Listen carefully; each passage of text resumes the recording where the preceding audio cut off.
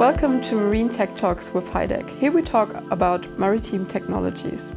On board with us today is Benjamin Herrling. Thank you so much for coming. Today we talk about a topic that is on everyone's lips, sustainability.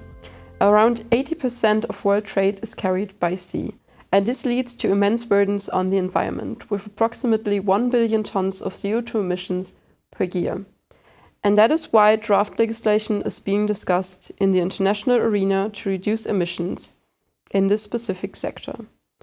The aim is to be climate neutral by 2050. But how can this work?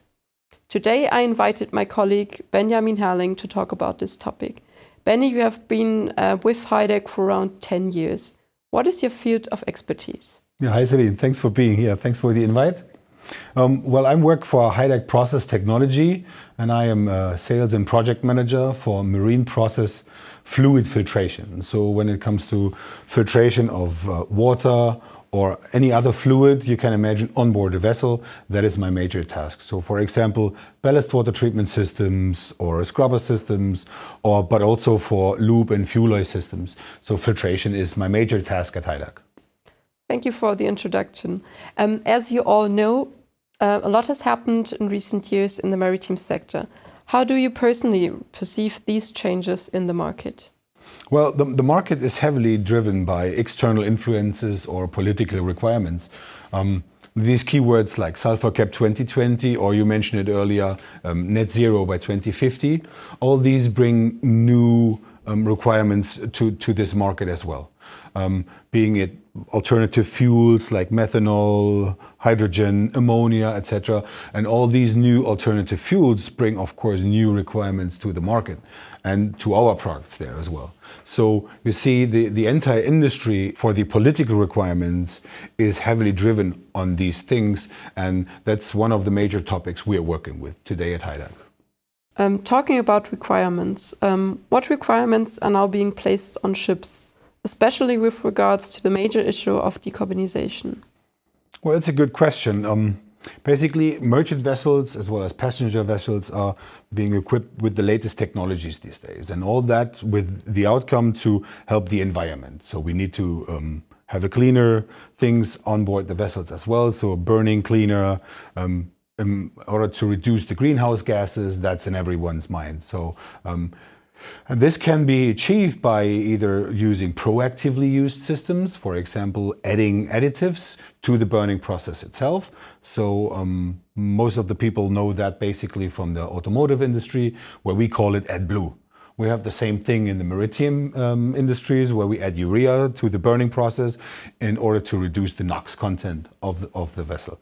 But also, we're talking not just about proactively system, also about systems that are after the burning process. For example, exhaust gas cleaning systems or other systems that reduce the carbon footprint of a vessel.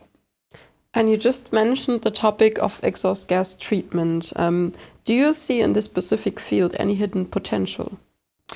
Of course we do, since these new alternative fuels bring also a little bit of problems with it. Being it, for example, the availability of alternative fuels is still not there where we all wish to have it, as well as, for example, the energy content of alternative fuels compared to the heavy fuel oil we are using. And this is why exhaust gas cleaning systems are more important than ever, because it's not just that they reduce the sulfur content of the exhaust gas, they also provide positive side effects, such as particulate matter reduction, for example, or they also help to prevent acid rain. So maybe we can dig a little bit deeper into this specific topic. Do you have maybe a project in mind when it comes to exhaust gas treatment? Of course. I mean, just pre-COVID, which had a very, very huge impact on the maritime industry as well, we have been able to equip hundreds of vessels, for example, with filtration for exhaust gas treatment systems. And so the exhaust gas treatment system or cleaning system is there to wash out the sulfur content from the exhaust gas when you use commonly used fuels like heavy fuel oil, for example. And you can imagine, or you can pretend to be in a shower. So the exhaust gas is coming from the drain, and you have the shower head, and the shower head sprays the wash water on the exhaust gas. And by doing this, you wash out the sulfur content from the exhaust gas. And that's what we call SOx reduction. And the finer the fog or the droplets are from the shower head or from the nozzles, how we call it, the higher the efficiency of the reduction, because you have an even spray pattern. So you reduce or you increase the surface area that is washed out, and then you have a higher efficiency. By using our filtration technologies, we are trying to prevent these nozzles from clogging or from changing their shape due to wear, for example. Because you can imagine if you have lots of wear, or if you have lots of wear to the nozzles, the spray pattern will be different, and then you might have the scenario that the filtration, or not the filtration, but the efficiency of the cleaning is dropping significantly. And this is one of the major projects we had in the past, and we are still focusing on with our filtration technologies in order to help then basically to reduce carbon footprint. Mm-hmm. And now we've talked a lot about the optimization of existing machines, but alternative fuels are also part of the discussion, and you already mentioned them before. And for example, I'm going to Norway soon, and their electrical ferries are already in use, especially for person or like passenger transport along the fjords. And they've proven themselves. So how do you see this topic? What do you think about it? We've talked a lot about alternative fuels already, but it's also alternative propulsions, as you just said. So those ferries that are going in the fjords in Oslo use mainly electrical propulsion. So e-mobility is a big topic here, but mainly for short-term passenger vessels. If we talk about merchant vessels, like the big container vessels that go around the globe, we are more focusing on other things, and that's where we are going to alternative fuels again, like methanol, ammonia, even hydrogen. It's big topics. And for all this, e-mobility or hydrogen, we do also offer our products in terms of temperature sensoring, in terms of pressure sensoring, logging data, mounting equipment, all you can think of. We're trying to focus on that as well. But it's not just components for these topics, it's also entire systems. We are basically able to offer with HYDAC, and I guess that's a unique selling point for HYDAC.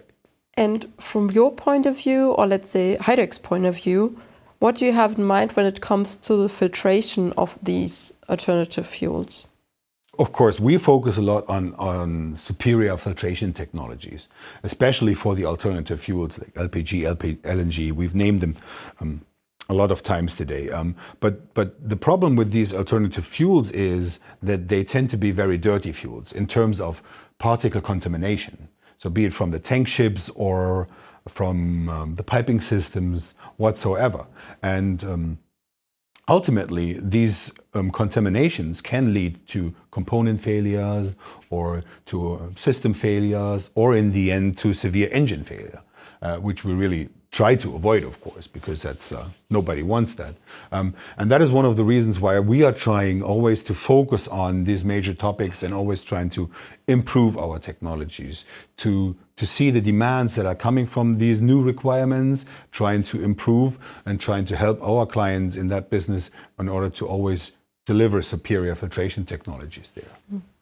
And apart from these filtration issues we've just discussed, are there any other like innovations or approaches to reduce the environmental footprint? I mean, as we all know, HYDAC is also a big player in the hydraulic sector. Well, to be honest, hydraulics is not my special task at HYDAC, but I know, of course, since from our joint stands we have on the major exhibitions in the maritime industries, be it the SMM in Hamburg or the North Shipping in Oslo, for example, I know that we are offering hydraulic or intelligent solutions for the hydraulic systems as well. And I know that we are able to reduce, for example, hydraulic tank sizes by 50%. So, and by offering these tank size solutions or reductions, basically, it's not just the space requirements. It's also, of course, if you reduce the space by 50% or the tank size by 50%, you also reduce the weight significantly. And here it comes again to carbon neutrality, or to reduce the carbon footprint of a vessel again. So, as we see, HYDAC is present in all applications, not just filtration. Benjamin, it was a pleasure to have you here with me, and you gave us a really great insight into the HYDAC universe. Thank you so much for coming. You're welcome. And as we see, rising energy costs will change shipping, that is certain. But with the right solutions, it will be possible to face the challenges ahead. If you are looking for energy-efficient solutions to reduce the CO2 emissions of your machinery, please feel free to contact HYDAC. You can reach us at industry@hydac.com. Benjamin Herrling and his colleagues will be happy to help you.